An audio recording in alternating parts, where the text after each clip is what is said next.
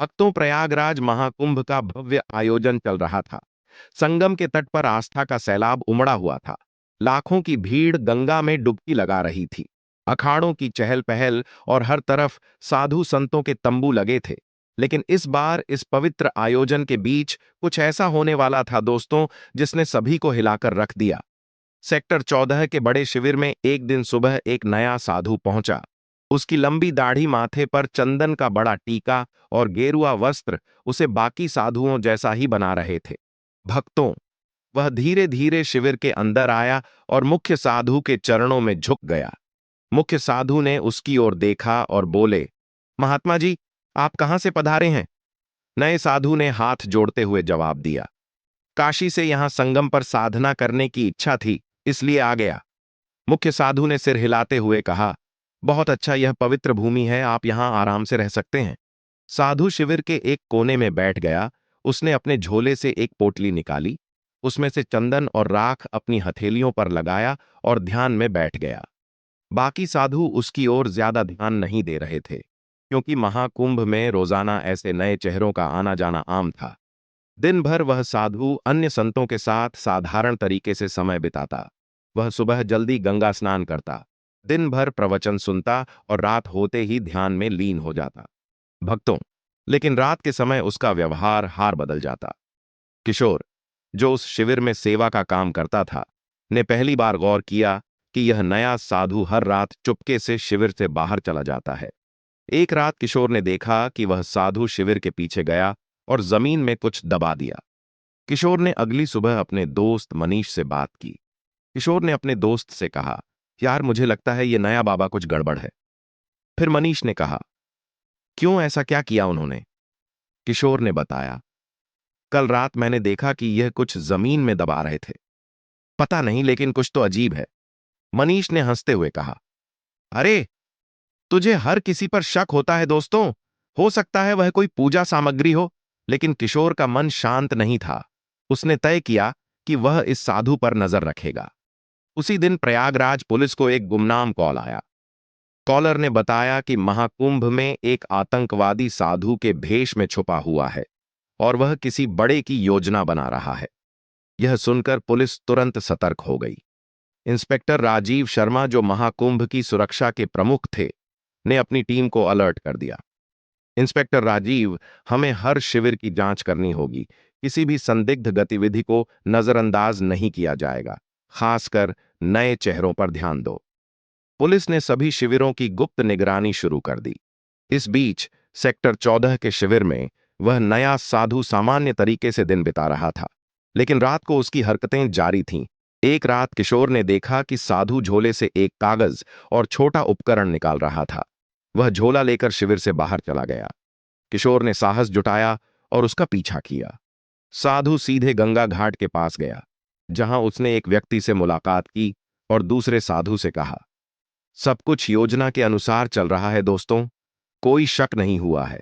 अनजान व्यक्ति, बहुत अच्छा, बस सही वक्त का इंतजार करो। फिर किशोर ने इन दोनों की बातचीत दूर से सुनी और अपने फोन से इसे रिकॉर्ड करने की कोशिश की, लेकिन वह बहुत डर गया था। अगले दिन उसने यह बात मुख्य साधु को बताई। किशोर ने कहा, महाराज, वह साधु कुछ गड़बड़ है। मैंने उसे कल रात किसी अजनबी से बात करते देखा।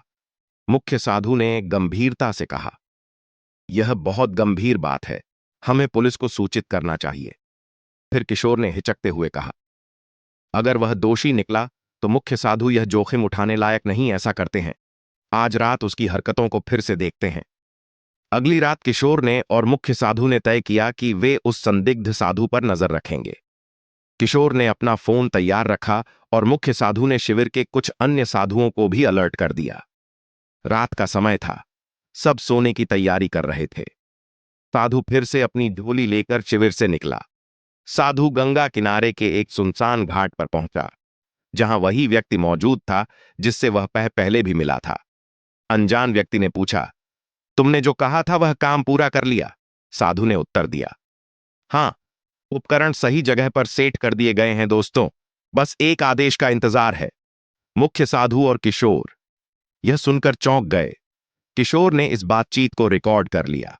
मुख्य साधु ने धीरे से किशोर से कहा, तुरंत पुलिस को बुलाओ। किशोर ने पुलिस को कॉल किया और उन्हें सारी जानकारी दी। इंस्पेक्टर राजीव शर्मा और उनकी टीम तुरंत हरकत में आ गई। इंस्पेक्टर राजीव ने कहा, हमें इस संदिग्ध साधु को रंगे हाथों पकड़ना होगा।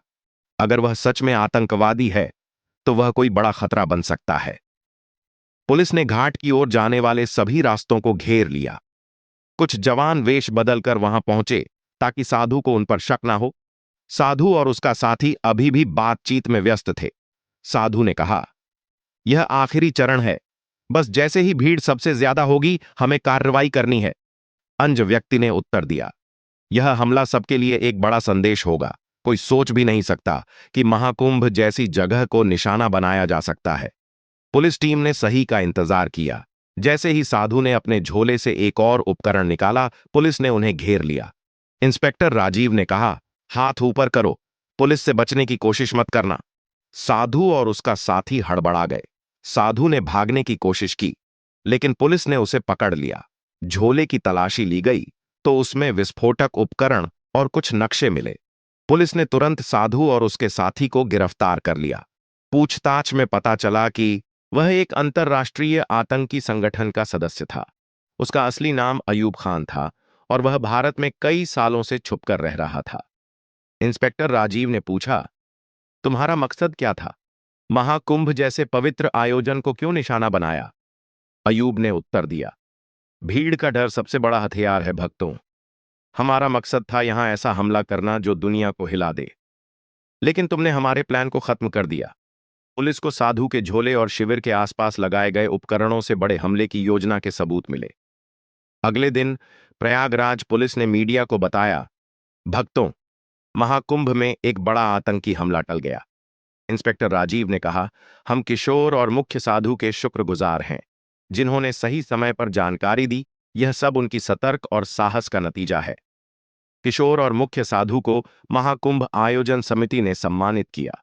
मुख्य साधु ने कहा, हमने तो बस अपनी जिम्मेदारी निभाई।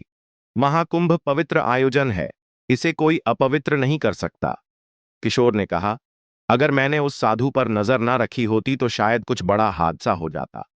इस घटना ने सभी को सतर्क कर दिया कि आस्था के ऐसे बड़े आयोजनों में सुरक्षा और जागरूकता कितनी महत्वपूर्ण है। दोस्तों, इस घटना के बाद महाकुंभ के आयोजकों और सुरक्षा एजेंसियों ने सुरक्षा व्यवस्था को और मजबूत किया।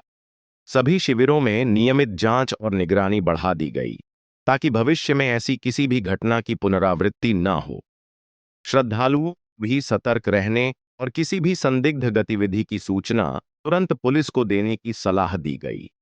महाकुंभ जैसे विशाल आयोजनों में सुरक्षा चुनौतियां हमेशा रहती हैं, लेकिन प्रशासन और जनता के सहयोग से इन चुनौतियों का सफलतापूर्वक सामना किया जा सकता है। दोस्तों, इस घटना ने यह साबित कर दिया कि सतर्कता और सामूहिक प्रयासों से बड़े खतरे को टाला जा सकता है। प्रिय दर्शकों, यदि आप अभी तक वीडियो को देख रहे हैं तो चैनल को सब्सक्राइब जरूर कर लें